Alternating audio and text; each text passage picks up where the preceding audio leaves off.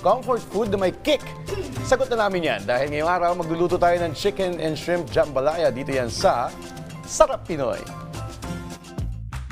Kung hanap mo ay pagkain na hindi boring, hindi bland at hindi umaasa sa charms para mapansin, subukan mo na ang chicken and shrimp jambalaya. Isang bowl pa lang, alam mong hindi na ito simpleng kanin na may ulam. Ito yung klase ng dish na may sariling personality. Loud, proud at may kick na hindi mo makakalimutan. Kaya para turuan tayo kung paano magluto niyan, ay samahan si Chef Floyd Pagtulingan dito sa Sarap Pinoy.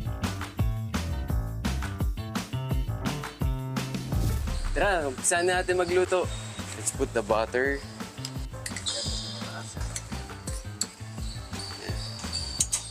Let's put the chicken strips.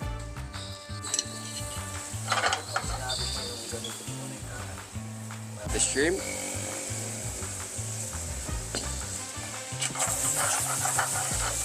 Ituin muna natin siya.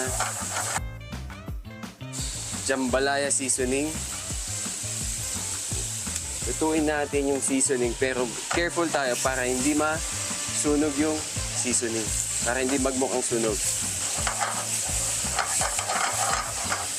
Next is the vegetables. Bell pepper and carrots. Maganda siyang lutuin together with the vegetables kasi para yung aroma ng vegetables is tumama mismo sa pagkain. Let's put the garlic. Hinuli ko yung garlic kasi mabilis masunog ang garlic, guys. Toast muna natin siya. And after, nalagyan natin siya ng cream cheese. Cream cheese is ito yung nagpapasarap din dun sa jambalaya natin. Yan lang siya, haluin lang natin siya ng maayos. Kaya natin siya lutuin ng 2 to 3 minutes lang. The stocks. Yung stocks para lumapot konti yung jambalaya natin.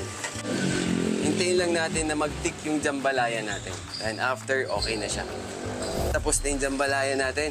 Ngayon, lalagay na natin siya sa plating together with the rice.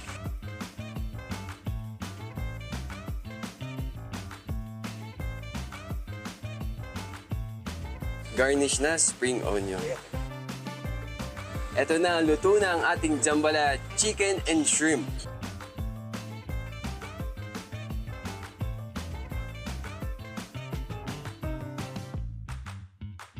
Kaya kung gusto mo ng ulam na comforting at exciting, chicken and shrimp jambalaya na ang sagot.